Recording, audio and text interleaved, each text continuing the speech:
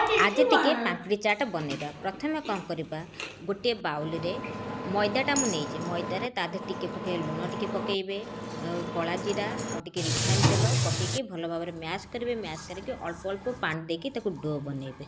Dough बनई साइला रुटी आम जमी बेलू रुटी बेले आदर अल्प टिके मोटा कर पूरा पतला करेंगे, मोटा कर बेलिबे। गोटे कंटा चामच साहाଯ୍ୟରେ सब जगह एमती फुटा करदे। फुटा कर सारापर जेकोसी आप डबार क्याप थो से क्याप्रे गोटा गोटा ये सर्कल भाया वो बुले देवे। बुले सारापर ये देखते ये फ्राए करदे। हल्के पूरा डीप फ्राए करेंगे, पूरा हल्के फ्राए कर सारापर कौन करेंगे ना आगुरी सिझे रखि आलू को छोटा छोटा पीस कर काटिदेवे। आलू तादे टिके पियाज टिके लुण धनिया पत्र लंका गुंड छोट छोट कटा होता कंचा लंका बादाम आमचूर पाउडर हल्के जो अल्प टिके लंका गुंड पकेबे। तादरे आम जो भाजी रखि पाम्पिड़ी की तादे टिके पकई भल भाव में गोलैदेवा।